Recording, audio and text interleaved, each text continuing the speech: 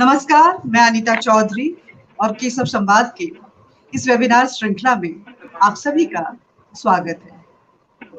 केशव संवाद का ये 91वां संस्करण है और इसका शीर्षक है कोरोना और विजय भारत। इस पूरे कार्यक्रम में हमारे साथ मुख्य अतिथि के तौर पे वरिष्ठ पत्रकार उमेश उपाध्याय जी जुड़े रहेंगे, जो किसी परिचय के मोहताज नहीं है।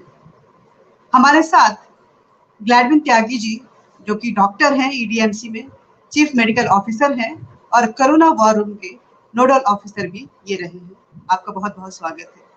हमारे साथ अजय शर्मा जी हैं, जो कि बाजार पे जो पैनी नजर रखती है, हमारे देश की अर्थव्यवस्था किधर से कहाँ जा रही है उस पे अपनी निगाहें बनाए रखती है। उस ऑर्गेनाइजेशन का नाम है एसोचैम, उसके असिस्टेंट सेक्रेटरी जनरल है। वक्त को जाया न करते हुए मैं कार्यक्रम को आगे बढ़ाऊंगी और हमारे मुख्य वक्ता के तौर पे हमारे साथ ग्लैडविन त्यागी जी जुड़े हुए हैं। अगर कोरोना की बात करें तो दुश्मन अदृश्य था और इसकी चपेट में पूरा विश्व था। भारत भी इससे अछूता नहीं था। पूरा भारत एक युद्ध क्षेत्र में कन्वर्ट हो चुका था और हमारे योद्धा, हमारे जो सैनिक थे इस लड़ाई के, वो हमारे डॉक्टर, नर्सेस, हेल्थ वर्कर्स थे।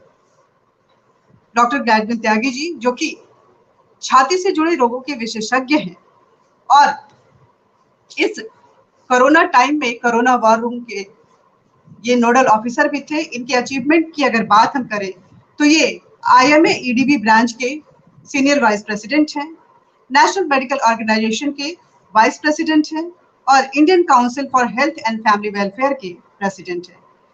चिकित्सा के क्षेत्र में इनका 20 साल का एक्सपीरियंस है और स्पेशलाइजेशन, जैसा कि मैंने बताया, कि छाती से जुड़े किसी भी तरह के रोग के ये विशेषज्ञ हैं। इस कोरोना महामारी के समय में हमारे डॉक्टरों ने अपनी जान की आहुति देते हुए हमारी रक्षा सुनिश्चित की है। सिर्फ सेकेंड वेव की अगर बात करें तो तकरीबन 594 हमारे डॉक्टर्स की मौत हुई है। हमारे डॉक्टर्स, नर्सेस दिन रात लोगों की सेवा में जुटे रहे। डॉक्टर ग्लैडविन त्यागी भी उन्हीं में से एक थे। लगभग 16 से 18 घंटे ये प्रतिदिन, जब तक ये महामारी जो है काल का ग्रास बनकर पूरे भारत में ऐसे दौड़ती रही, ये कार्यरत रहे, जिसके लिए इन्हें कोरोना कर्मवीर के अवार्ड से भी सम्मानित किया गया। इन्होंने एक डिवाइस, कोरोना पेशेंट के लिए एक डिवाइस को डेवलप किया, जो कि SNIP डिवाइस के नाम से जाना गया। क्या है ये SNIP डिवाइस, ये खुद डॉक्टर ग्लैडविन त्यागी जी बताएंगे। डॉक्टर साहब, आपका बहुत बहुत स्वागत है। जब पहली बार फरवरी 2020 में कोरोना ने इस देश पे के दरवाजे खटखटाए थे, तो हमारी जो व्यवस्था थी और जो हमारी स्थिति थी वो कुछ ऐसी थी कि ना हमारे पास पीपीई किट थे, ना ही टेस्टिंग के लिए जो सुविधाएं थी वो पर्याप्त थी। जीरो से जय भारत तक के इस सफर की जो विजय गाथा है, वो आपके माध्यम से न सिर्फ हमारे दर्शक बल्कि पूरा भारत जानना चाहता है। डॉक्टर ग्लैडविन त्यागी जी। नमस्कार अनीता जी और कार्यक्रम से जुड़े जो अन्य श्रोतागण व अतिथिगण हैं, आप सभी का हार्दिक अभिनंदन व स्वागत करता हूं।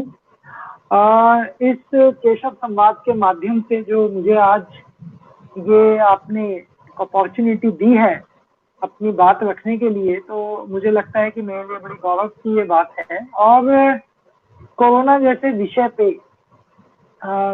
आपने जैसा कि बताया, पिछले साल फरवरी से भारत 2-4 हो रहा है। उससे पहले नवंबर 2019 से पहले इसके विषय में शायद दुनिया में भी किसी को नहीं पता था। तो ये एक ऐसा विषय है कि जिसने विश्व को 2 हिस्सों में बांट दिया है और अभी आने वाले टाइम में ये दीवार और बढ़ेगी। कोरोना से पहले का विश्व और कोरोना से बाद का विश्व। भारत के संबंध में भी ये बात अछूती नहीं है। और अगर हम कोविड का भारत के संदर्भ में हम बात करें, तो जैसा आपने बताया कि जो यात्रा जीरो से शुरू हुई और आज हम निश्चित तौर पे विजयी भारत हैं।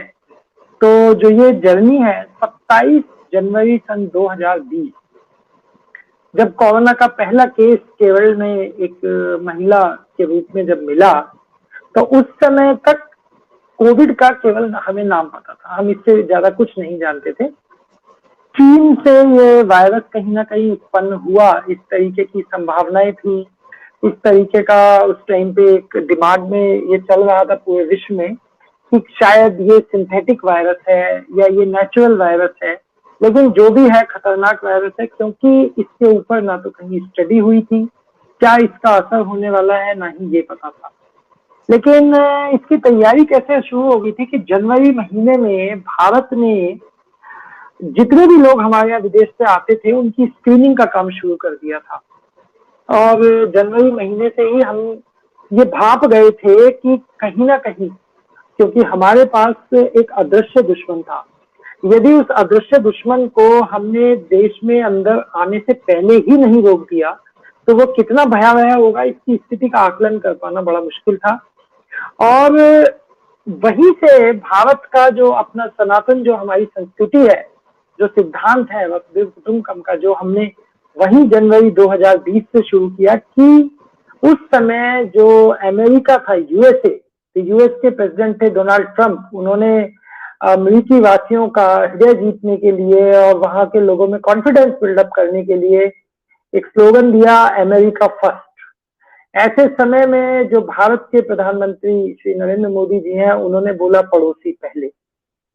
अपना घर मजबूत करने के बाद, चाहे हमारे पड़ोसी देश हो, चाहे उसमें श्रीलंका हो, बांग्लादेश हो, म्यांमार हो, इन देशों के भी जो नागरिक विदेशों में फंसे हुए थे, उन्हें जल्दी से जल्दी अपने देशों तक पहुंचाने का और भारत में लाने का जो अभियान शुरू हुआ, क्योंकि कहीं ये नहीं पता था कि दुनिया में क्या होने वाला है, तो लोगों को अपने घर तक पहुंचाने की जिम्मेदारी भारत ने ऐसे समय में उठाई और उनको अपने घर तक सुरक्षित पहुंचाया, जिससे कि उनके परिजनों में, भारत देश में नागरिकों में ये इंप्रेशन जाए, ये उनको लगे, ये कॉन्फिडेंस बिल्डअप हो सके कि भारत उनके साथ है। यहाँ तक कि हमारा पड़ोसी मुल्क पाकिस्तान, जिसके जो हमसे हर जगह अपने आप को कंपीट करने का जो मादा रखता है, वो सोचता है कि शायद वो किसी तरीके से हमारे नजदीक फटक पाए। उसके काफी छात्र वुहान में फंसे हुए थे, जहां से ये वायरस उत्पन्न हुआ। उनके लिए भी हमने ऑफर किया कि हम छात्रों को वहां से निकालें। अलबत्ता उन्होंने इस चीज को स्वीकार नहीं किया, लेकिन ये भारत का ही विशाल हृदय है जिसने वहां से उनके छात्रों को भी निकालने के लिए अपनी तरफ से ऑफर दिया। जो ये यात्रा भारत की वहां से शुरू हुई, उसके बाद यहाँ भारत में, क्योंकि अभी तक हमारे यहाँ वो स्थिति नहीं थी कि कोरोना अपना तांडव मचाना शुरू करे, तो ऐसे में एक सार्क देशों का सम्मेलन हुआ 4 साल बाद, जिसको जो ऑनलाइन वर्चुअल हुआ, वहां से ही इस बात की नींव पड़ गई थी कि भारत इसमें एक अग्रणी दूत के रूप में कार्य करने वाला है। प्रधानमंत्री जी ने उस सम्मेलन में इंटीग्रेटेड डिजीज सर्विलेंस प्रोग्राम, जो जिसकी जरूरत को बताया कि भाई एक ऐसी नीति बनाई जाए और एक ऐसा कोष भी बनाया जाए जो हमारे जो पड़ोसी मुल्क, जो साउथ एशियन एसोसिएशन है, रीजनल एसोसिएशन, उसमें जो देश हैं, जो छोटे छोटे देश हैं, ताकि उनके लिए हम काम कर सकें। एक डॉक्टर्स का पूरा पैनल, एक मेडिकल स्पेशलिस्ट का पैनल, पूरी जो एक टीम किट, बेशक हमारे पास में उस टाइम पे चीजें नहीं थी, लेकिन हमने अपने पड़ोसियों के लिए जो उस टाइम जिम्मेदार एक अच्छे बड़े भाई की भूमिका निभाई, तो उसका असर न केवल उन देशों पे बल्कि पूरे विश्व में हर प्रकार से ये गया कि भारत अपने आप को एक बड़े भाई की भूमिका में रखता है। इसके बाद उस सम्मेलन के होने के बाद में कई सारे चेंजेस लगातार हुए और भारत ने जो सुझाव दिए उन पे काम हुआ, और काम के साथ साथ समय जब बीतता गया तो फिर उस बार दिन आया 22 मार्च 2030 का दिन। 22 मार्च का वो दिन था जब पहली बार वो जनता कर्फ्यू लगा, पूरे देश ने उसमें सहयोग किया। उस टाइम कई कई तरीके की बातें आई, कई कई तरीके के संदेश आए कि एक वायरस की जो चेन चलती है, उस चेन को तोड़ने के लिए ऐसा किया गया, या एक वायरस को कहीं प्रभावी ढंग से रोकने के लिए। लेकिन मैं ये मानता हूँ कि शायद वो एक लिटमस टेस्ट था देशवासियों का, एक जज्बा जानने के लिए कि यदि हमारा नेतृत्व जो अगर किसी बात के लिए हमसे सहयोग चाहता है तो देशवासियों का उस पर कितना आश्वासन है, देशवासी उस पर कितना विश्वास कर सकते हैं। 22 मार्च के बाद 24 मार्च 2020 को जब कंप्लीट लॉकडाउन लग गया, तो उस समय में जो सबसे बड़ा चैलेंज था, क्योंकि केस उतने ज्यादा बेशक नहीं थे कोरोना के, लेकिन चैलेंज बहुत बड़ा था। हमने ये चीज देखी, पूरे देश में देखी कि उस टाइम पे जो चैलेंज आया, वो चैलेंज था कि बीमारी के बारे में ना तो पता थी, ना हमारे पास में टेस्टिंग की फैसिलिटी थी, ना हमारे पास में उस टाइम पे लोगों को, जो हमारे असंगठित क्षेत्र के मजदूर वर्ग थे, उनका जब पलायन शुरू हुआ, क्योंकि जब कोई स्थिति ऐसी आती है, जब पैनिक इस तरीके का फैलता है कि भाई मृत्यु होनी है और मौत जब दिखाई देती है, तो आदमी सोचता है मैं अपने अपनों के पास चला जाऊं। जिन लोगों को सामाजिक संरक्षण प्राप्त नहीं था, ऐसे टाइम पे हेल्थ सेक्टर में देश के प्रधानमंत्री जी ने, भारत सरकार ने जो उस टाइम पे जज्बा दिखाया, और जिसमें ये था कि आप में से जो भी लोग कहीं जाना चाहते हैं तो उसके लिए जो टेस्टिंग की उपलब्धता कराना बहुत जल्दी में, क्योंकि जो किट्स आ रही थी वो सब उस टाइम विदेश से ही इंपोर्टेड थी, हमारे पास में किट्स भी नहीं थे उस टाइम पे, उसकी अवेलेबिलिटी कराना, प्लस लोगों को ये कॉन्फिडेंस बिल्डअप कराना कि अगर मान लीजिए स्थिति बिगड़ती है तो उनके लिए बेड्स की कमी नहीं होगी, आईसीयू की कमी नहीं होगी। ये एक बहुत बड़ी उपलब्धि थी। हालांकि जब कोरोना की फर्स्ट वेव आई तो हमारे पास, आप जान के ताज्जुब करेंगे कि जो लोग कोविड में काम कर रहे थे, ना तो पीपीई किट्स उतने थे, क्योंकि उससे पहले ये स्थिति का किसी को आकलन ही नहीं था कि पीपीई किट्स को, जिनको हम हाई रिस्क किट्स के रूप में यूज करते थे, कुछ स्पेसिफिक जैसे HIV या हेपेटाइटिस बी या यूनिवर्सल प्रिकॉशन जहां पे जरूरत हो, उन केसेस में इसको इतना सामान्य तौर पे यूज करने की जरूरत पड़ेगी। ग्लव्स, मास्क की जो किल्लत भुगती है, मैं जानता हूं बहुत अच्छे से कि N95 मास्क जो आज आपको 10 रुपए में कहीं मिलता है, वो 700 रुपए 800 रुपए में उस टाइम पे मास्क की दिक्कत हुई। लेकिन वो 3 या 4 महीने जो थे, उन 3-4 महीनों में कुछ ईश्वर ने साथ दिया, कुछ हमारी नेक नियति का उसमें जो है फल हमें मिला, कि जितनी भी ये चीजें थी, चाहे मास्क हो, चाहे पीपीई किट्स हो, चाहे दस्ताने हो, चाहे ऑक्सीजन की व्यवस्था हो, वेंटिलेटर्स का इंतजाम हो, ट्रेनिंग करानी हुई हो, या फिर हमारा उस टाइम पे ही आपने देखा होगा कि सबसे बड़ी एक दिक्कत आई थी कि जो लोग पलायन कर रहे थे उन लोगों की टेस्टिंग, क्योंकि वो कहाँ से कहाँ जा रहे थे, उन लोगों को खाने की उपलब्धता कराना। तो ऐसे में उस कोरोना के समय में जो समाज ने अपना योगदान दिया वो सराहनीय है। उससे हम आशान्वित हुए, उससे हम इस चीज को लेकर निश्चिंत हुए कि जो हमारी सभ्यता थी, जो हमारी संस्कृति थी, कि अगर अपने पास घर में एक रोटी है और अपने घर कोई जरूरतमंद आ जाए तो उस एक रोटी में से अगर 8 टुकड़े हो सकते हैं तो 60 टुकड़े हमने बांटे। लोगों ने जो दिखाया उससे एक हमें विश्वास पैदा हुआ कि भारतीय संस्कृति की जड़ें जितनी मजबूत हैं वो समाज में उसी प्रकार से हैं। ये वही समाज है जहां राजा रंती देव जैसा उदाहरण था, जिन्होंने ये कह दिया था, न तो हम कामय राज्यम न स्वर्गम न पुनर्भवम कामय दुख तप्ता नाम प्राणी नाम नाशनम। तो हर व्यक्ति के लिए हर व्यक्ति ने काम किया, चाहे वो इंसान के लिए काम करना हो, पशु पक्षियों के लिए काम करना हो, प्रकृति के लिए काम करना हो, सभी ने अपना भरपूर योगदान दिया और उसी योगदान से भारत जो है वो विजयी किया। तो प्रथम वेव जब आई थी उस टाइम चैलेंज बहुत बड़े बड़े थे, लेकिन उसके बाद मात्र 4 महीने के बाद की जो स्थिति थी वो ये थी कि भारत पीपीई किट्स भी एक्सपोर्ट करने लगा था, हमारे यहाँ से बने हुए मास्क भी विदेशों में जाने लग गए, ऑक्सीजन के लिए जितने बेड्स हमें जरूरत थी उतने बेड्स की भी व्यवस्था की गई, लोगों को ट्रेनिंग कराई गई। और वहां से आगे बढ़ते हुए जब वो फर्स्ट वेव खत्म हुई, जब कोरोना का वैक्सीन भारत में आया, तो ये रहा कि विश्व में सबसे पहले जिन लोगों पे ये वैक्सीन था उन लोगों ने अपनी, आप जानते हैं क्योंकि ये इस प्रकार की चीज है, जो व्यापारी वर्ग है वो कहीं भी मौका नहीं चूकना चाहता, तो बहुत बड़ी एक चुनौती आई कि वैक्सीन का क्या होगा। और वैक्सीन की जो कीमतें थी अंतरराष्ट्रीय मार्केट में, और जो वैक्सीन बनाने वाले लोग थे शुरुआत में, उन्होंने भी अपने आप को इस तरीके से प्रेजेंट किया कि 135 करोड़ के इस देश में अगर वैक्सीन की भी खरीद होती तो शायद हमारी 20 साल की अर्थव्यवस्था उसमें घुस जाती। लेकिन ऐसे में भारत ने अपने आप को सिद्ध किया। उस वैक्सीन का घरेलू उत्पाद भारत बायोटेक ने, जो कोवैक्सीन नाम की वैक्सीन है, उसका जब उत्पादन शुरू हुआ जिस महीने में, लास्ट ईयर की ये बातें हैं, और कोविशील्ड जो टेक्नोलॉजी बेशक बाहर की है एस्ट्राजेनेका की वैक्सीन, लेकिन बनाना उसको सीरम इंस्टीट्यूट ने शुरू किया। तो शुरुआती दौर में जब वैक्सीन भारत में आई तो लोगों में इस तरीके की भ्रांतियां फैली हुई थी या फैलाई गई कि वैक्सीन का उपयोग यहाँ नहीं हुआ। तो उस एक संकट को भी एक अवसर की तरह लिया गया और भारत से जो वैक्सीन का निर्यात हुआ, क्योंकि संकट के समय में काम आना ही एक अच्छे पड़ोसी या एक जिम्मेदार नागरिक की भूमिका होती है।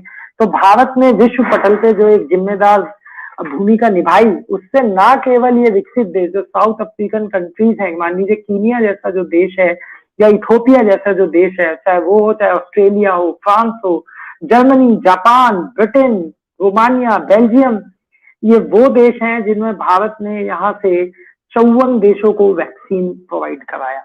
उस टाइम पे एक आलोचना भारत की हुई कि सारा वैक्सीन बाहर भेज दिया, अब हमारे यहाँ लोगों को लगने के लिए वैक्सीन नहीं है, यहाँ पे वैक्सीन का क्या होगा, बड़ी हाय हाय मची। आपने देखा होगा 3-4 महीने तक वैक्सीन का काफी 2-3 महीने तक तो इतना ज्यादा रहा कि विपक्ष भी उस पर चढ़ा रहा कि वैक्सीन नहीं है वैक्सीन, जबकि सच्चाई ये है कि वैक्सीन जिन दिनों ये बन रही थी वो वेस्ट होती, इसकी शेल्फ लाइफ और वैक्सीन की इफेक्टिविटी बहुत कम ड्यूरेशन की होती है। तो बहुत एक अच्छा डिसीजन था कि इस वैक्सीन को विदेश भेजा गया और उसका नतीजा ये हुआ कि जब यहाँ मार्च में सेकेंड वेव आई 2021 में, तो उस मार्च महीने में आप देखिए कि विदेशों से हमें मदद आनी शुरू हुई। हमारे देश में जिस टाइम पे अचानक, क्योंकि इट वॉज टोटली अनप्रिडिक्टेबल, तो जब सेकेंड वेव आई, ऑक्सीजन की कमी पड़ी, तो पूरी दुनिया से ऑक्सीजन कंसंट्रेटर्स, पूरी दुनिया से हमारे यहाँ पे ventilators, pipette machine, sniff devices, तो जो बहुत सारी चीजें हमारे यहाँ पे लोगों ने हमें मदद की, अनकंडीशनल लोगों ने अपने हवाई जहाज भर भर के भेजे। इथोपिया जैसा देश जो कुछ भी नहीं दे सकता था, एक सुदामा जैसा मित्र साबित हुआ और वो कुछ भी नहीं दिया तो अपने यहाँ से 2500 टन गेहूं ही हमारे यहाँ पे भिजवा दिया। तो जो ये उस टाइम पे भारत विजयी बन के निकला, जो वैक्सीन हमने दी दुनिया को, उसका लोहा पूरे विश्व में माना।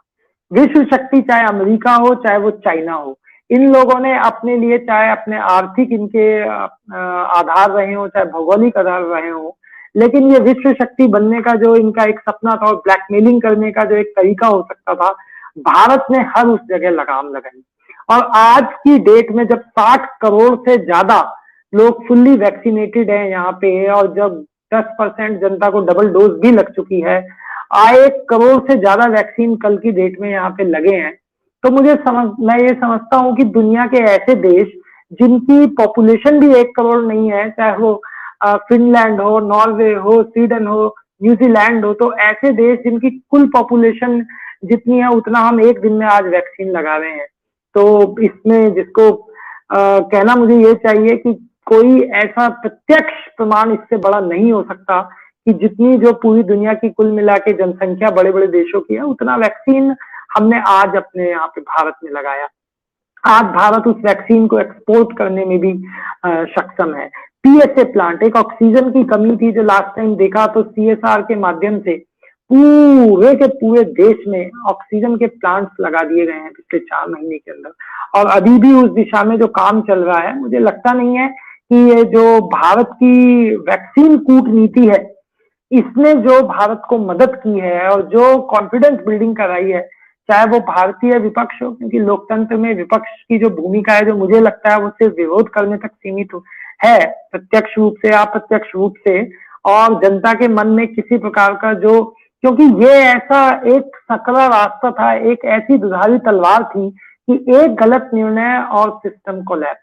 लेकिन जो जिस तरीके से, चाहे वो हमारे यहाँ पे एडमिशंस के प्रोग्राम हो, ट्रेनिंग्स के प्रोग्राम हो, वैक्सीन के प्रोग्राम हो, चाहे वो यहाँ पे लोगों को स्किल डेवलपमेंट का प्रोग्राम हो, चाहे वेंटिलेटर्स लगाने के प्रोग्राम हो, मुझे लगता है कि जो सहयोग भारत के माध्यम से और जो यहाँ के चिकित्सा वर्ग के माध्यम से हुआ है, पूरी दुनिया में ऐसा और कोई एग्जाम्पल नहीं है। आपने जैसा अभी बताया कि भारत में लगभग 794 जो सेकेंड वेव में डेथ हुई है, इसके अलावा अगर हम टोटल डेथ देखें तो यहाँ पे लगभग 1200 डॉक्टर्स की डेथ, लगभग 1700 नर्सिंग स्टाफ और पैरामेडिकल स्टाफ की जो डेथ हुई, लेकिन उसके बावजूद भी लोगों के अंदर काम करने का जो जज्बा है ना तो वो कम हुआ, ना किसी प्रकार की कहीं से ये शिकायत रही कि भारत में सुविधाओं का अभाव है और हमें किसी के सामने हाथ फैलाना पड़ा हो।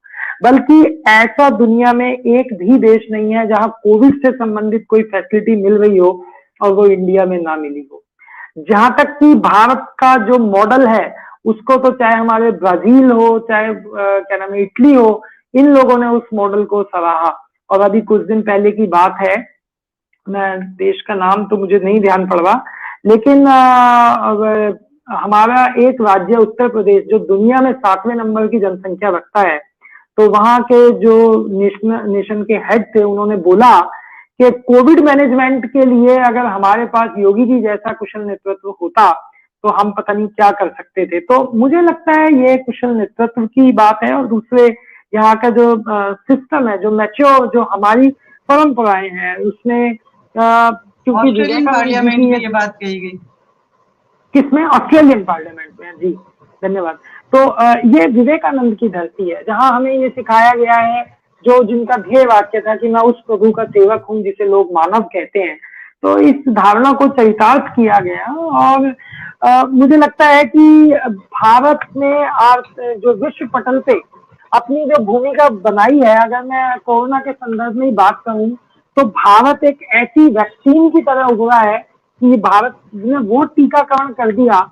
ये टीकाकरण भारत का कूटनीति के रूप में, कि जिस टीकाकरण का असर आने वाले कई सालों तक दिखाई देगा। और जब जब पूरे विश्व में किसी आपदा की बात आएगी या किसी संकट की बात आएगी तो भारत का नाम उसमें अग्रणी स्वर्णिम अक्षरों में लिया जाएगा। तो भारत इस कोविड काल में, चाहे वो आर्थिक क्षेत्र रहा हो, चाहे स्वास्थ्य क्षेत्र रहा हो, चाहे सामाजिक क्षेत्र रहा हो, हर क्षेत्र में अग्रणी निकला है। और भारत के माध्यम से जो विश्व ने सीखा है वो पूरे विश्व को कोरोना जैसी महामारी से बचने में काम आएगा। अभी जैसा थर्ड वेव के विषय में हम समझ रहे हैं कि थर्ड वेव आ सकती है या जिसके आने की प्रबल संभावनाएं हैं, तो उस थर्ड वेव से निपटने तक, क्योंकि अब हमारा जो इसमें एक्सपीरियंस है और जो हमारा अब इस टाइम पे इंफ्रास्ट्रक्चर है, क्योंकि एक चीज हमें इसमें ध्यान ये रखनी होगी कि जनसंख्या हमारी बहुत ज्यादा है। यहाँ पे सामाजिक, आर्थिक व भौगोलिक विविधता बहुत ज्यादा है। ऐसे में जो ये 150 करोड़ की जनसंख्या है, इस जनसंख्या को एक समान रूप से सुविधाएं प्रदान करना, आप भी ये मानते हैं कि ये अपने आप में एक ऐसा चैलेंज है कि जिसको पूरा कर पाना शायद भारत के अलावा विश्व में किसी के बस की ना हो। ऐसी स्थिति में यदि बीमारी आती है और वो भयानक रूप लेके आती है तो हर नागरिक के सहयोग के बिना उससे लड़ पाना संभव नहीं है। हमने सेकंड वेव में ये करके दिखाया है। तो मुझे लगता है कि जो अभी स्थिति है उसमें एक तो वैक्सीनेशन है जितना अधिक से अधिक होगा, मैं ये नहीं कहता कि इससे बीमारी नहीं होगी, लेकिन बीमारी होने के साथ डिजीज की सीवियरिटी नहीं आएगी, तो उससे हमारा जो ह्यूमन लाइफ है उसका लॉस, जो ह्यूमन रिसोर्स है उसका लॉस कम होगा। दूसरी चीज जो हमारा मास्क है, it is a natural vaccine. जो प्राकृतिक वैक्सीन है वो हमारे पास केवल एक मास्क है। इस मास्क का उपयोग और जो शारीरिक दूरी है, मैं सामाजिक दूरी शब्द इस्तेमाल नहीं करूंगा क्योंकि हम लोगों के वो ब्लड में नहीं है सामाजिक दूरी वाला चलन, लेकिन जो शारीरिक दूरी है, अगर शारीरिक दूरी और मास्क का ध्यान हम रखें तो थर्ड वेव में भी भारत विजयी भारत की तरह उभरेगा और भारत के हाथों ही विश्व का कल्याण होगा। जो विश्व गुरु की कल्पना भारत के लिए की जाती है वो इस कोरोना महामारी में भी चरितार्थ होगी। धन्यवाद। बहुत बहुत धन्यवाद डॉक्टर ग्लैडविन त्यागी जी। और कार्यक्रम को आगे बढ़ाते हुए ऐसा माना गया कि ये जो कोरोना काल रहा, इस लॉकडाउन की वजह से, इस महामारी की वजह से कहीं ना कहीं वैश्विक अर्थव्यवस्था, आर्थिक स्थिति जो रही, अर्थव्यवस्था जो रही, उसका बहुत डाउनफॉल हुआ। भारत में तो पूरे विश्व का यही कहना है कि भारत इससे सबसे ज्यादा जो है प्रभावित हुआ। लेकिन क्या सच में भारत प्रभावित हुआ? क्योंकि सिर्फ हेल्थ सेक्टर की ही अगर हम बात करें तो हम इस महामारी से लड़ने के लिए जीरो से शुरू हुए थे, जहां पे ना हमारे पास पीपीई किट था, ना हमारे पास टेस्टिंग लैब थी, ना टेस्टिंग किट था और ना ही मास्क पर्याप्त मात्रा में। लेकिन आज हम दूसरे देशों को निर्यात कर रहे हैं सिर्फ ये सारे इक्विपमेंट्स एसेसरीज ही नहीं बल्कि वेंटिलेटर भी। तो ऐसे में बाजार को देखते हुए मैं अजय शर्मा जी के साथ, अपने वक्ता अजय शर्मा जी के पास जाना चाहूंगी। अजय शर्मा जी जो कि एसोचैम, इस देश की एक ऐसी संस्था जो बाजार पे नजर रखती है, उसके असिस्टेंट सेक्रेटरी जनरल हैं और इन्होंने बेल्जियम से एमबीए की पढ़ाई की हुई है, दिल्ली यूनिवर्सिटी से ये एलएलबी हैं और सरकार के कई ऐसे पॉलिसी मेकिंग बोर्ड में ये उसके मेंबर रहे हैं, आज भी है, पहले भी थे। Policy making, market develop, business development and marketing, ये इनका एक्सपर्टीज है। मैं इनसे जानना चाहूंगी कि क्या हम सच में, हमारी अर्थव्यवस्था इतनी गर्त में चली गई है? क्योंकि मैं जो देखी कि अर्थव्यवस्था को लेकर सबसे ज्यादा लघु उद्योग की अगर बात करें तो इस मंत्रालय को micro, medium and small industries की परिभाषा बदलनी पड़ी उनके टर्नओवर को देखते हुए। तो आप अगर बताना चाहें तो किस तरह से बताएंगी और भारत की अर्थव्यवस्था इस कोरोना काल में किस तरह से पूरे विश्व के कंपेयर में अगर देखें तो कहां पे स्थित है और भारत क्या सच में आत्मनिर्भर बन पाया है? धन्यवाद अनीता चौधरी जी, आदरणीय उमेश उपाध्याय जी,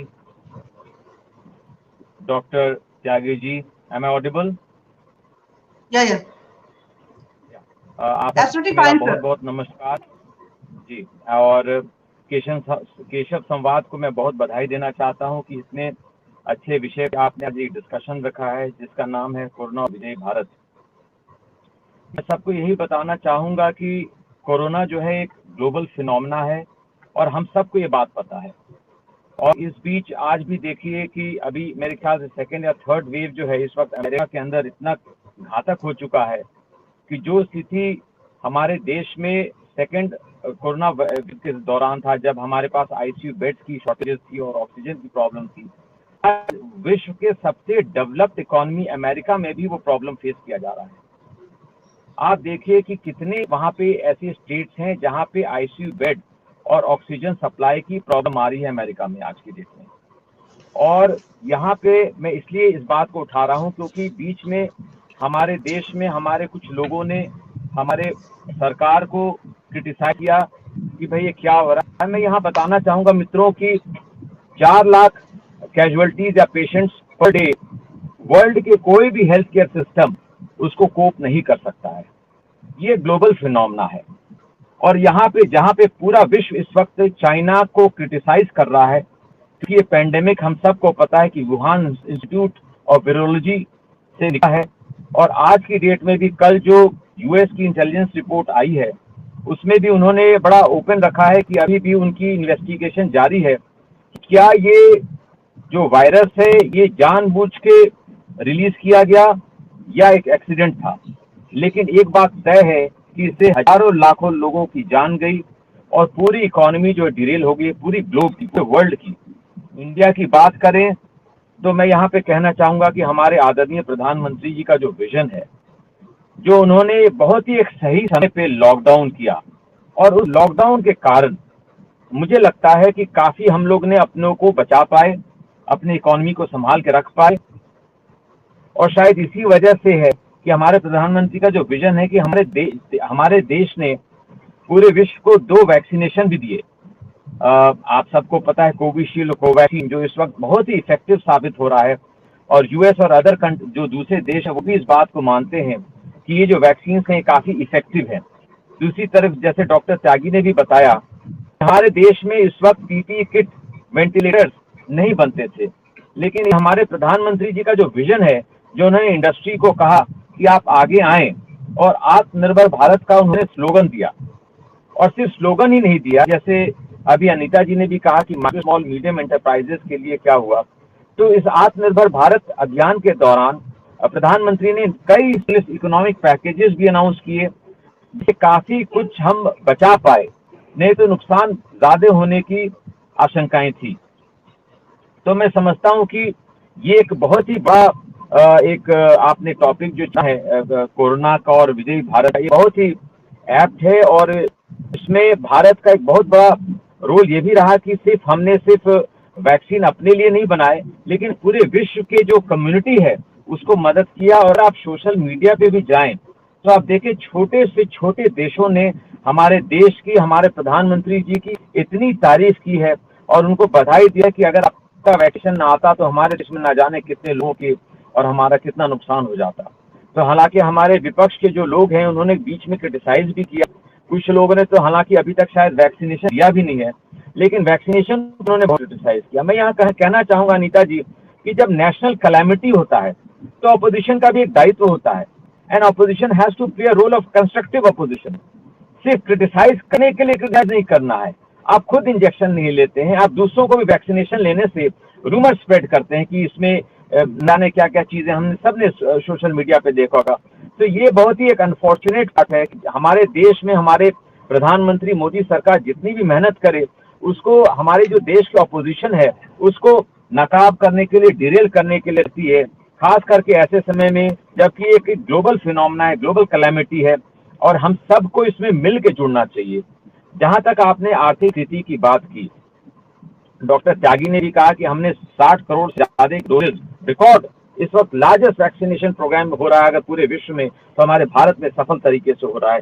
और इसलिए भी हमारे जो वैज्ञानिक हैं, हमारे साइंटिस्ट हैं, जो हमारे डॉक्टर हैं, जो मेडिकल प्रोफेशनल्स हैं, उन सबको मैं बहुत बहुत दिल से बधाई देना चाहता हूं और शुभकामनाएं देना चाहता हूं। जिस तरीके से उन्होंने इस लड़ाई को लड़ा है, कोरोना की लड़ाई को लड़ा है और अपने बारे में ना सोच के, अपने परिवार के बारे में ना सोच के, जिस तरीके से अपने उन्होंने कर्म को निभाया है, जिस तरीके से उन्होंने अपने हॉस्पिटल में जा के लोगों की मदद की है, इसके लिए मैं उन लोगों का बहुत बहुत आभार हूँ। देखिए इस वक्त स्टिमुलस पैकेजेस तो हुए, उसके अलावा भी अगर आप देखें और आरबीआई के रिपोर्ट्स भी अगर आप देखें तो ये मैं कहना चाहूंगा कि इस वक्त एफडीआई जो रहा 2020-21 उसमें 61 करोड़ के करीब रिकॉर्ड, ये अपने आप में एक रिकॉर्ड है। ये $61.4 बिलियन और 19% बढ़ा है सन 1920 से के मुकाबले। तो ये अपने आप में बहुत बड़ी बात है। और टोटल जो फॉरेन डायरेक्ट इन्वेस्टमेंट हमारे देश में आया है इस दौरान वो है $81.72 बिलियन, जो कि 10% बढ़ा है पिछले साल से। और इसके क्या कारण है? कारण उसके यही है कि ये हमारी जो सरकार है, मोदी सरकार है, ये बहुत ही सेंसिटिव है और छोटे से छोटे वर्ग लोगों के लिए निरंतर सोचते रहती है। जितने कैशलेस ट्रांसफर्स हमने किए हैं फॉर अवर पीपल जो हमारे बिल्कुल पॉवर्टी लाइन से नीचे हैं, या हमारे फार्मर्स को उन्होंने डायरेक्ट कैश ट्रांसफर दिए हैं, तो इसका कहीं ना कहीं इकोनॉमी में उसका फायदा दिखता है।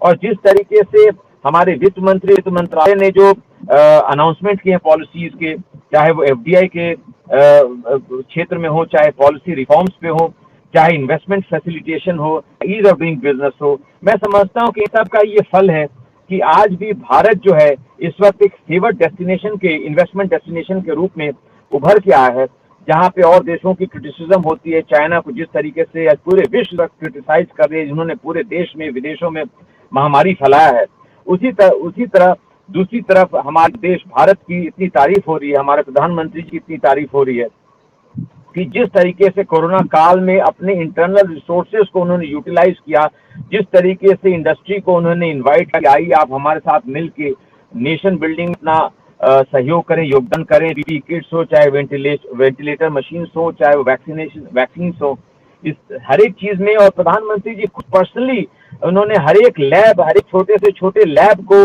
और जो टेस्टिंग जो इनकी साइट्स होती हैं और ये जो फार्मास्यूटिकल कंपनीज को पर्सनली विजिट किया लॉकडाउन के दौरान, ये अपने आप में बहुत बड़ी बात है। कहीं भी पूरे विश्व में कहीं भी हमने किसी लीडर ऐसे इस तरीके से काम करते हुए, सड़क पे जमीन पे उतर के करते हुए नहीं देखा। तो मेरे ख्याल से एक बहुत ही एक it is very very uncommon, और मैं इसके लिए अपने प्रधानमंत्री, अपने मोदी सरकार को बहुत बहुत बधाई देता हूँ। और मैं समझता हूँ कि आने वाले समय में भारत का भविष्य बिल्कुल उज्जवल है। द इकोनॉमिक फंडामेंटल्स जो हमारे देश के बहुत ही स्टेबल हैं इस वक्त, एंड इसी कारण से जिस तरीके से आप देख रहे हैं कि इनवर्ड इन्वेस्टमेंट और एफडीआई जो है इस वक्त भी निरंतर कंटिन्यूसली हमारे यहाँ आ रहा है, इसलिए बिकॉज जो पूरे विश्व के जो ग्लोबल इन्वेस्टर्स हैं वो इंडिया को एक बहुत डेस्टिनेशन समझते हैं इन्वेस्टमेंट उसमें, क्योंकि उसके कारण हमारी सरकार ने बड़े सारे मेजर्स लिए, चाहे वो गवर्नेंस के हो, चाहे वो ईज ऑफ डूइंग बिजनेस के हो, जो चाहे फैसिलिटेशन ऑफ ट्रेड के हो। तो अभी भी आप देखेंगे निरंतर कॉमर्स मिनिस्ट्री जो है इंडस्ट्री के साथ इंटरेक्ट कर रही है। अलग अलग सेक्टर्स में, चाहे वो लेदर में हो, चाहे वो टेक्सटाइल्स में हो। अभी आप देखिए स्पोर्ट्स और जिम इक्विपमेंट में रोड मैप कैसे बनाया जाए, इंडिया को एक मैन्युफैक्चरिंग हब कैसे बनाया जाए, इसके ऊपर चर्चा चल रही है। और उसके अलावा लेदर के ऊपर चल रही है। काफी ऐसे कुछ आइडेंटिफाइड सेक्टर्स हैं, राइजिंग सेक्टर्स हैं, जिसके ऊपर कॉमर्स मिनिस्ट्री बड़े क्लोजली विद इंडस्ट्री काम कर रही है। और मुझे लगता है कि जो जो ये सिचुएशन हमारा इंप्रूव होगा, और मुझे अब लग रहा है कि थर्ड वेव जो है कोरोना का इस वक्त काफी कंट्रोल में है, तो मुझे लगता है सिचुएशन काफी स्टेबल है।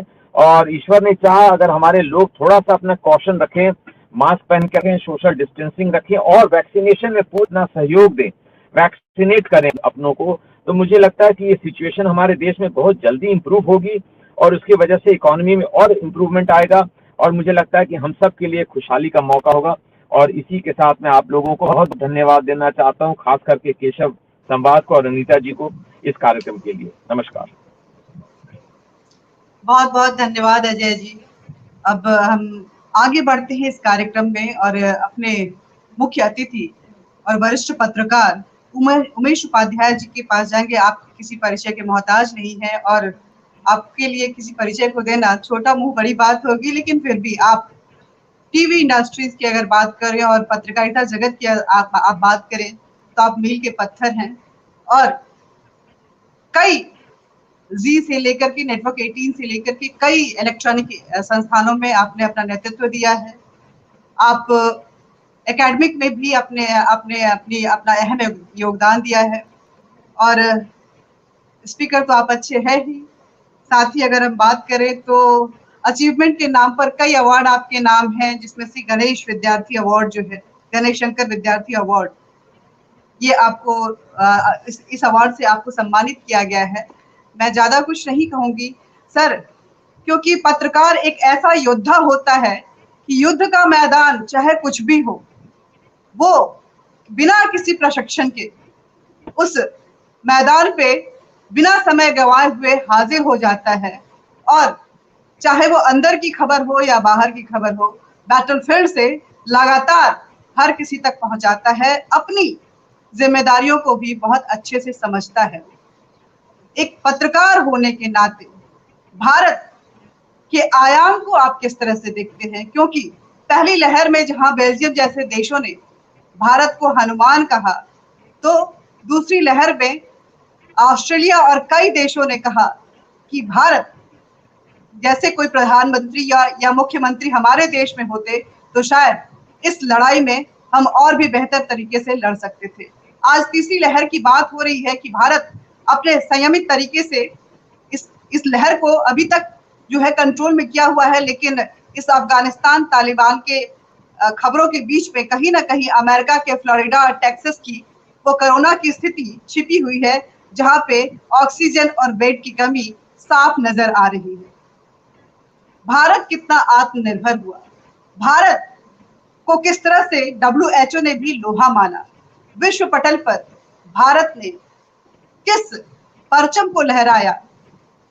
एक पत्रकार होने के नाते एक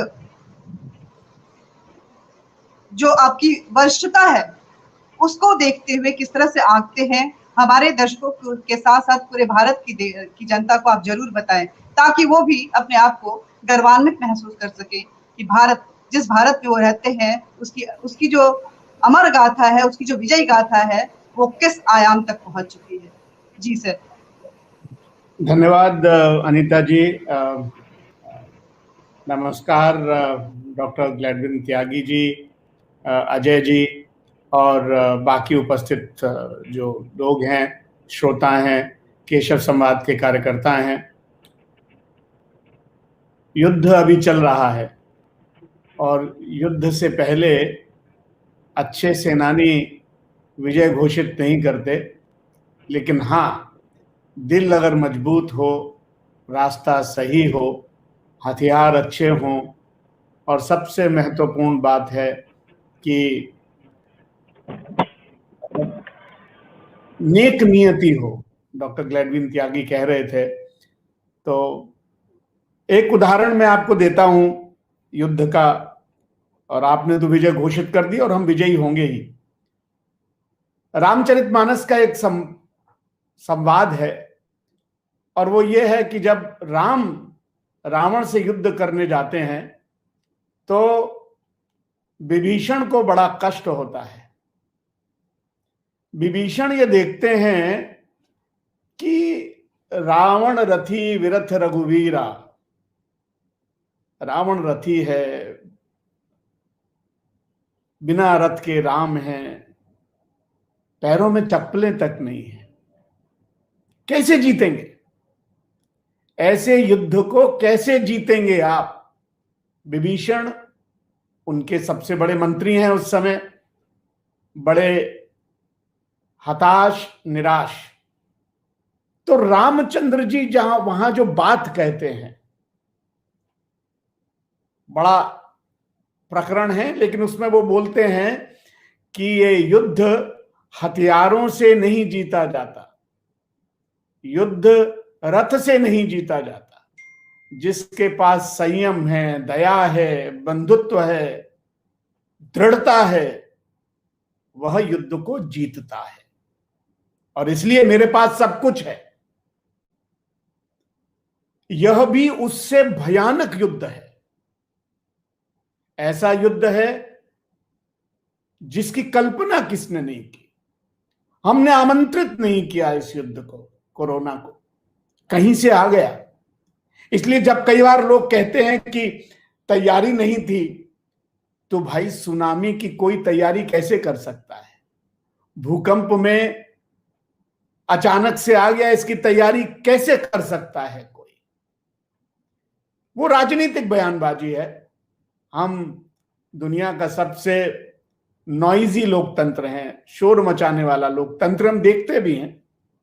वो हमारी ताकत भी है, लेकिन कमजोरी भी बन जाता है कई बार, क्योंकि युद्ध के समय एक स्वर में रहना बहुत आवश्यक होता है। और ये तो शत्रु ऐसा था जो आपके मेरे बेडरूम में नहीं, मेरे शरीर में घुस गया, बिना बताए घुस गया, बिना पूछे घुस गया, बिना कुछ किए घुस गया। लेकिन इस युद्ध में हमने जो किया, एक तो सेनानी डॉक्टर ग्लैडविन त्यागी हमारे साथ बैठे हुए हैं, दूसरे सेनानी अजय जी इकोनॉमी के फ्रंट पर लड़ते हैं। हम सब जानते हैं कि इसमें विजय हमारी होने वाली है। अभी हम विजय नहीं हुए, ऐसा मैं नहीं कहूंगा, लेकिन होगी। और क्यों होगी? महत्वपूर्ण बात है जो राम जी ने कहा, युद्ध शुरू ही हुआ था, उन्होंने विजय की बता दिया था।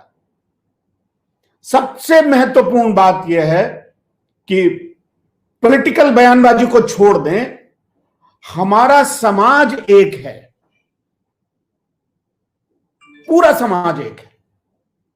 और एक के बाद, और खाली मनुष्यों के लिए एक नहीं है। मैं एक उदाहरण देता हूं आपको। जब अप्रैल में लहर चालू हुई पहली, तो बहुत सारे प्रवासी मजदूर अपने घरों के लिए निकले। मेरी कईयों से बात हुई, उसमें एक प्रवासी था, मुझे ध्यान है कि मैं अपने घर में सफेदी करा रहा था जब पहली लहर समाप्त हुई। तो वो ठेकेदार था, उसका नाम था रमजान। वो दिल्ली से गोरखपुर गया। मैंने पूछा, भाई कैसे गए इतनी दूर और क्या क्या किया? बोले साहब कुछ नहीं किया, हम लोगों ने एक रिक्शा खरीद लिया, 3 लोग थे। मैंने कहा तुम रिक्शे में यहां से गोरखपुर गए? बोले हाँ, और खाने पीने का क्या हुआ? तो उसने जो बात बताई वो सबसे महत्वपूर्ण बात है। वो हमारे समाज को इंगित करती है कि इसकी इनर स्ट्रेंथ कितनी है, आंतरिक ताकत कितनी है। वो यहां से कुछ नहीं लेकर गया था, रास्ते भर लोग मिलते थे, भोजन देते थे, कपड़े देते थे, पानी देते थे। और मुझे बड़ी हंसी आई, उसने बोला जब गोरखपुर गया सर, तो मेरे रिक्शे में एक तो आलू का बोरा था और एक बहुत सारे केले की टोकरी थी। मैंने कहा ये क्या? बोले रास्ते में लोगों ने कहा तुम खा तो नहीं रहो, चलो ये आलू ले जाओ, तुम ये केले का पूरा जो जिसको बोलते ना फली जो उसकी है, जिसके अंदर कई 100 किलो, बोले हमने वहां जाके बांटे। और ये एक कहानी नहीं है, एक के बाद एक ऐसी कहानियां हैं। ये भारत की ताकत को दिखाता है। लोगों ने सिर्फ अपने लिए नहीं, आस पड़ोस के पशु पक्षियों के लिए जिससे जितना हुआ, जितना बन पड़ा किया, सबसे महत्वपूर्ण बात है। और अभी डॉक्टर त्यागी बता रहे थे कि हम तो वसुधैव कुटुंबकम की बात करते हैं, और वसुधैव कुटुंबकम का मतलब जब अगर पूरी दुनिया अयम निजय परो वेत्तिम गणना लघु चेतसाम उदार चरितानां तो वसुधैव कुटुंबकम, उदार चरित्र वालों के लिए दुनिया ही हमारा कुटुंब है। और कुटुंब कहने से नहीं होता है, करने से होता है, व्यवहार से होता है। और कैसा व्यवहार था हमारा? सबसे पहले हाइड्रोक्सी क्लोरोक्विन की बात हुई। मैं उसके मेडिकल उस पर नहीं जाऊंगा, उसका फायदा होता है नुकसान होता है, ये मेडिकल के लोग बताएंगे। लेकिन उस समय ये चर्चा चली कि हाइड्रोक्सी क्लोरोक्विन से थोड़ा असर कम हो जाता है, फायदा होता है। हमने पूरी दुनिया के अंदर हाइड्रोक्सी क्लोरोक्विन बिना पैसे के, बिना उसके भेजी, यह तथ्य है। क्यों भेजी? क्या भेजने की जरूरत थी? इसका दूसरा उदाहरण देता हूं मैं। अभी पिछले सप्ताह का एक न्यूयॉर्क टाइम्स का आर्टिकल है, और वो आर्टिकल ये कहता है कि दक्षिण अफ्रीका को टीकों की बड़ी प्रॉब्लम हो रही। लेकिन बहुत मजेदार बात है कि जॉनसन एंड जॉनसन कंपनी जो टीके बनाती है, उस टीके बनाने की, जैसे भारत में एस्ट्राजेनेका के टीके सीरम इंस्टीट्यूट बनाता है, तो जो बनाने वाली कंपनी है वो साउथ अफ्रीका में बनाती है। दक्षिण अफ्रीका के अंदर उस कंपनी ने अभी तक सिर्फ 30 लाख टीके दिए हैं और 6 करोड़ टीकों का निर्यात किया है। यानी टीके दक्षिण अफ्रीका में बन रहे हैं और जा रहे हैं यूरोप में। कहां जा रहे हैं? कनाडा में, जर्मनी में, इंग्लैंड में। क्यों जा रहे हैं? क्योंकि वहां के लोगों के पास ज्यादा पैसा है। और हमारे यहां क्या हुआ आप सब जानते हैं। शुरू में हमारे पास टीके थे, हमने दिए, लेकिन उसके बाद और मैं आपको बताना चाहता हूं कि ये समझने की बात है। अजय जी समझेंगे, डॉक्टर साहब समझेंगे इस बात को, कि जो लोकल वेंडर है वहां बनाने वाला साउथ अफ्रीका में जॉनसन जॉनसन का, उसने एक्सपोर्ट कंट्रोल का नियंत्रण अपने हाथ में लिया, जो कॉन्ट्रैक्ट हुआ है उसके अंदर। भारत सरकार ने ऐसा नहीं होने दिया। यह काम करने की बात है। ये गाल बजाने से नहीं होता है काम। अब मैं अच्छा भाषण दे दूं, अच्छी बातें बोल दूं, उससे 62 करोड़ टीके नहीं लग जाते हैं। उसके लिए व्यवस्था करनी पड़ती है, बैठकर काम करना पड़ता है। मैं पिछले 1 महीने पहले हिमाचल गया था, और हिमाचल के भी बड़े सुदूर गांव में गया था, स्पीति वैली में। बहुत दूर गांव थे। मैंने पता किया, सब जगह टीके लग रहे थे। अब जरा कल्पना कीजिए, वहां तक टीके पहुंचना, वहां पर टीका लगाने वाले की व्यवस्था करना, वहां लोगों तक सूचना देना, कितनी बड़ी व्यवस्था होती है इसके लिए। वहां एक स्वास्थ्य कर्मी को पहुंचना, वो कह देना बहुत होता है ना कि अरे अभी तक टीकाकरण नहीं हुआ, अभी तक कम लोगों को लगा। ऐसा बहुत सारे लोग बोलते हैं। शुरू में तो जिसे बोलते हैं ना, हमारे यहां अफवाहें भी फैलाई गई, हमारे टीके उपयोगी नहीं है, हमारे टीकों का सही परीक्षण नहीं हुआ है। ऐसा करके बहुत लोगों ने बहुत सारी बातें, हमने बोला ना कि गाल बजाने में कुछ नहीं जाता है, तो बहुत लोगों ने बहुत गाल बजाया। लेकिन आज अगर हमारे यहां 62 करोड़ टीके लगे हैं, तो इसकी कल्पना क्या है, मैं एक बताता हूं आपको। कुल जनसंख्या अमेरिका, ब्रिटेन, जर्मनी, कनाडा, इन सब की कुल जनसंख्या बच्चों को मिलाकर करीब 50 करोड़ है। इन देशों के अंदर अभी तक सबको मिलाकर 57 करोड़ टीके लगे हैं, जबकि इनके पास टीके भी थे, पैसा भी था, व्यवस्था भी थी। हमारे पास कुछ नहीं था, हमने शुरू से बनाना आरंभ किया। हमारे बारे में तो लगातार पश्चिमी अखबार लिखते रहे कि जब हमारे यहां कुछ होगा तो क्या होगा। अगर मैं आपको बता सकता हूं, मार्च 2020 के अखबार, जब हमारे यहां लॉकडाउन की बात हो रही है, तो कह रहे हैं कि भारत में करोड़ों लोग मारे जाएंगे। ऐसा लिखा गया, ऐसा बोला गया, ऐसे लग रहा था कि उनको लग रहा था कि ऐसा हो जाना चाहिए भारत के अंदर, as if they were wishing. लेकिन ऐसा नहीं हुआ। और इसीलिए जब दूसरी लहर के अंदर परेशानियां आई, मैंने बोला ना, ये संकट हमारा बनाया हुआ नहीं है। कितनी तैयारी कर सकते थे। वो जो 2 हफ्ते का 3 हफ्ते का काल था, जो कि भारत के लिए भयावह था, हमें एक्सेप्ट करना चाहिए, लेकिन उसका सामना हमने कैसे किया, यह महत्वपूर्ण है। हमने 2 हफ्ते के अंदर ही पूरी ऑक्सीजन की व्यवस्था की। और फिर मैंने कहा, हमारे समाज का एका वहां पर आता है। कैसे आता है? मैं जहां काम करता हूं, उस कंपनी ने, उनके यहां कोई ऑक्सीजन नहीं बनती थी रिलायंस के अंदर। हमारे यहां देश की 16% 70% मेडिकल ऑक्सीजन का निर्माण कुछ ही दिनों के अंदर किया। कैसे किया? हमारे यहां बोलते ना, हमारे यहां ब्यूरोक्रेसी बहुत है, हमारे बारे में बहुत सारी बातें कही, ब्यूरोक्रेसी है, काम नहीं करने देते। भारत सरकार की सारी एजेंसियों को धन्यवाद देना चाहिए। सब लोग इकट्ठे हो गए। ऑक्सीजन को लाने ले जाने के लिए हमारे पास वाहन नहीं थे। भारतीय वायुसेना के विमान उपलब्ध कराए गए, कहीं टर्की से, कहीं स्वीडन से, बहरीन से, जहां से हम कहते थे और आ जाता था। यह समाज के एक ही तो बात है। समाज इकट्ठा ही तो था। सरकार, निजी संस्थाएं, स्वयंसेवी संस्थाएं, निजी कंपनियां, ये सब इकट्ठे हो गए और कुछ दिन के अंदर हमने ऑक्सीजन बनानी शुरू कर दी, मेडिकल ग्रेड की। उसका डिस्ट्रीब्यूशन शुरू हो गया।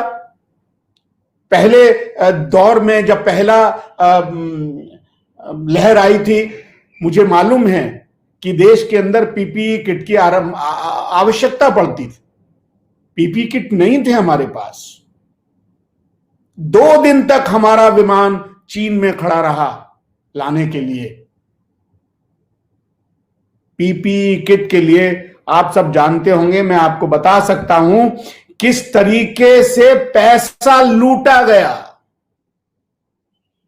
ये जो डॉक्टर्स लगाते हैं ना सामने एक एक चेहरे पर, उसकी कितनी कीमत होती होगी? 2, 4, 5 रुपए। भारत ने वो चीजें 8 से 10 डॉलर में खरीदी एक एक। ये फैक्ट है। लेकिन हमारी उद्यमिता देखिए, लोगों ने तैयारी की और पीपीई किट, कुछ दिन के अंदर पीपीई किट बनाने नहीं, हमने एक्सपोर्ट शुरू कर दिए। मास्क हमने एक्सपोर्ट शुरू कर दिए। और इसलिए कि दुनिया को हमने देना है, इसलिए नहीं कि हमको कमाना है।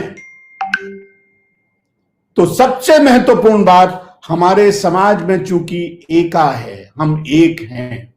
लड़ते होंगे राजनीतिक कारणों से, वो एक अलग बात है। वो सबसे महत्वपूर्ण बात। दूसरी बात, टीकाकरण। अगर आप देखें हमारा टीकाकरण कितना सक्सेसफुल है, इसकी कल्पना दुनिया को है। और इसलिए अब सारे अखबार लिखने लगे हैं। तीसरी बड़ी बात जो हुई, और वो टीकाकरण और उससे सबसे संबंधित है, वो है कि हमारे पास, अब मैं आपको बताता हूं कि अभी आप टीका लगवाइए और टीका लगवाने के कुछ पल बाद आपका वैक्सीनेशन सर्टिफिकेट आपके फोन पर आ जाता है। और अब तो व्हाट्सएप नंबर है, उस पर दीजिए, लिखिए, नंबर 1 2 3 दबाइए, आपका सर्टिफिकेट आ जाता है। कल्पना कीजिए इसके पीछे कितना काम होता है। अगर कोविन जैसा प्लेटफॉर्म भारत ने तैयार नहीं किया होता तो यह संभव था क्या? देखिए, हम लोगों के घरों में छोटा मोटा फंक्शन होता है ना, जहां 50-100 लोग आए होते हैं, वहां हम लोगों में अफरा तफरी हो जाती है चीज करने में। यहां आप 100 करोड़ लोगों के देश में सही टीका लगाने की बात कर रहे हैं। कोविन जैसा प्लेटफॉर्म क्रिएट करना, यानी एक बात रही कि भारत ने जो अपनी डिजिटल ताकत दिखाई, आज हर व्यक्ति के पास, आप जाइए गांव में जाइए, वहां एक आदमी आपका टीका लगा देता है, आधार नंबर दीजिए और 2 मिनट में टीका लग जाता है। आपने पहला टीका दिल्ली में लगवाया हो, दूसरा आप किसी गांव में लगवा लीजिए, कोई फर्क नहीं पड़ता। यह कोई छोटी मोटी बात नहीं है, कोई छोटी मोटी ताकत नहीं है। 2016 के अंदर भारत में जो पर जीबी डेटा का यूसेज था वो 1 GB 1 महीने में था, और अब अगर मैं इस साल की बात करूं तो भारत के लोग 14 GB डेटा पर महीने इस्तेमाल कर रहे हैं। तो ये जो डिजिटल बात हुई, आज हम आप बैठ के बात कर रहे हैं ना, आप नोएडा में बैठे हैं, मैं दिल्ली में बैठा हूं, मैं अपने घर में बैठा हूं, ये सब कैसे संभव हुआ? ये भारत ने संभव किया अपनी डिजिटल ताकत के द्वारा। समाज की एकता, हमारी मेडिकल एक्सपर्टीज, हमारी ताकत, हमारे डॉक्टर, हमारे नर्सेज, हमारे हेल्थ केयर वर्कर्स, हमारे फ्रंटलाइन वर्कर्स, उनकी ताकत वो दिखा, और हमारी डिजिटल ताकत, और तीसरी ताकत जो मैं बोलता हूं, वो हमने जो किया वो शायद कोई देश कर नहीं पाएगा, सोच नहीं सकता। 80 करोड़ लोगों को भोजन देना, यह महत्वपूर्ण है। मुझे मालूम है कि समय की सीमा है। 80 करोड़ लोगों को भोजन की व्यवस्था करना, भुखमरी के कारण, गरीब के कारण, राशन न मिलने के कारण एक भी भारतीय कोई मृत्यु न होना, इसकी कल्पना नहीं की जा सकती। यह इतनी बड़ी बात है, इसकी जितनी सराहना की जाए, आप सरकार की सराहना नहीं करना चाहते, छोड़ दीजिए भाई, लेकिन हर व्यक्ति के पेट में भोजन पहुंचना, यह हमारी ताकत है। और इसलिए मैं कहता हूं, लंबा बोला जा सकता है, इन ताकतों के कारण ही हम जानते हैं कि भारत, कुछ भी परिस्थिति हो, तीसरी लहर आए, चौथी लहर आए, क्योंकि ये बीमारी ऐसी है, ये वायरस ऐसा है, इसके बारे में बहुत कम जानकारी है, वैज्ञानिक भी बहुत कम जानते हैं। We don't know, we have no idea, ये कहां से निकल आएगा, कैसे हो जाएगा, क्या हो जाएगा, कुछ नहीं जानते। इसलिए कोई भविष्यवाणी नहीं की जा सकती। एक ही भविष्यवाणी की जा सकती है, किसी भी रूप में आएगा, कैसे भी आएगा, हम तैयार हैं, हमारा समाज तैयार है, हम सब लोग तैयार हैं, और इसके लिए हम विजयी होंगे, ये निश्चय की बात है। इतनी ही बात कहूंगा। बहुत बहुत धन्यवाद मुझे बुलाने के लिए। नमस्कार। बहुत बहुत शुक्रिया सर। धन्यवाद ज्ञापन और कल्याण मंत्र के साथ ही हम इस कार्यक्रम के समापन की तरफ बढ़ रहे हैं। धन्यवाद देना चाहती हूँ मैं अपने मुख्य अतिथि उमेश उपाध्याय जी का, जिन्होंने इस पूरे भारत की उपलब्धियों को जिस तरह से एक कॉन्क्रीट और समाहित करते हुए पूरे देश की जनता को बताया कि आखिर भारत ने इस कोरोना महामारी में, जो कि सबसे बड़ी महामारी कहा जा सकता है, जिससे कोई भी व्यक्ति अछूता नहीं था, अगर वैक्सीन ड्राइव की ही बात करें तो इतने कम समय में हर एक व्यक्ति को इतना बड़ा वैक्सीन ड्राइव जितना इस कोरोना काल में हुआ है और भारत ने किया है, शायद ही कभी इससे पहले पूरी दुनिया में हुआ होगा। और ये वैक्सीन की जो स्पीड है वो लगातार बढ़ती जा रही है, लोगों को सुरक्षित किया जा रहा है। अगर आर्थिक नीतियों की भी अगर बात करें तो इस पूरे विश्व में मानवता के भावनाओं के साथ हमने अपनी अर्थव्यवस्था को भी बहुत अच्छे से संचालित किया, इसमें कोई दो मत नहीं रहा। और इन सभी बातों को सर आपने जिस तरह से हमारे दर्शकों को, इस देश की जनता को बताया, उसके लिए बहुत बहुत धन्यवाद आपका। मैं धन्यवाद करती हूँ अपने मुख्य वक्ता डॉक्टर ग्लैडविन त्यागी का, सिर्फ इसलिए नहीं कि वो इस कार्यक्रम में आए और उन्होंने चिकित्सा के जो रूप है और जो माध्यम है उसके तहत भारत ने किस तरह से उपलब्धि हासिल की, ये हमारे दर्शकों को और देश की जनता को बताया, बल्कि इसलिए भी कि आप हमारे हेल्थ वर्कर हैं, हमारे डॉक्टर हैं, जिन्होंने इस देश की जनता को अपने जान की परवाह किए बिना अपनी सेवा दी है और उनके लिए अपना समर्पण भाव दिखाया है। मैं इस केशव संवाद मंच के माध्यम से उन सभी डॉक्टरों को, उन सभी नर्सों को, उन सभी हेल्थ वर्कर्स और पैरामेडिकल्स को जिन्होंने इस लड़ाई में अपने प्राणों की आहुति दी है, उनको श्रद्धांजलि अर्पित करती हूँ। मैं धन्यवाद करती हूँ अपने वक्ता अजय शर्मा जी का, जिन्होंने अपना बहुमूल्य समय निकाला और देश की आर्थिक नीतियों को सामने रखा। साथ ही मैं धन्यवाद करती हूँ प्रेरणा मीडिया संस्थान और केशव संवाद के माध्यम से हमारे कृपा शंकर भाई साहब का, जो इस तरह के कार्यक्रम को हमेशा उत्साहित करते हैं और लोगों के सामने इस मंच के माध्यम से लाने की कोशिश करते हैं। मैं धन्यवाद करती हूँ अपने दर्शकों की जो इस कार्यक्रम में हमारे साथ जुड़े।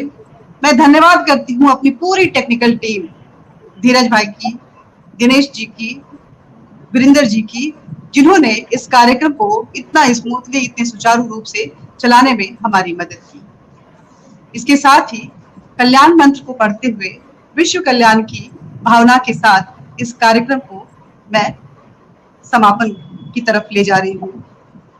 सर्वे भवन्तु सुखिना, सर्वे सन्तु निरामया, सर्वे भद्राणि पश्यन्तु, मा कश्चित् दुःख भाग् भवेत्।